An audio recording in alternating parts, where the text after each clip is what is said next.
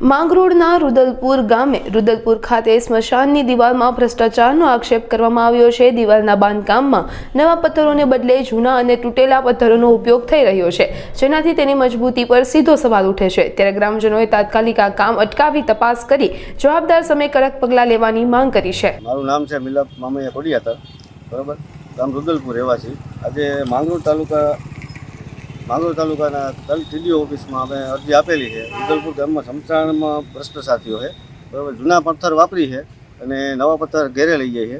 પછી બીજા નંબરમાં જે કોન્ક્રીટ કરવાની આવે છે, અહીંયા ડાયરેક્ટ એની કોન્ક્રીટ કરી નાખી છે। એના લાઈવ વિડીયો મારા પાસે છે, ટોટલ વિડીયો મારા પાસે લાઈવ છે।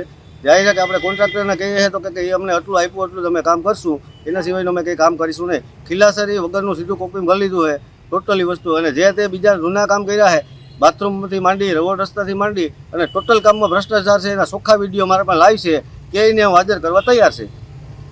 જ્યાં જરૂર પડે ત્યાં ઊભો છું, બરાબર છે। આજે શું કીધું? આજે હું તાલુકા વિકાસ અધિકારીને અરજી આપી છે। હવે એને મેં કીધું છે કે અત્યારે કામ બંધ કરાવો, અત્યારે ચાલુ કામ છે બંધ કરાવવું પડે, બરાબર છે। અને જે અગાઉના કામ કર્યા છે તે એની પૂર્ણ તપાસ કરો, મારી માંગ છે।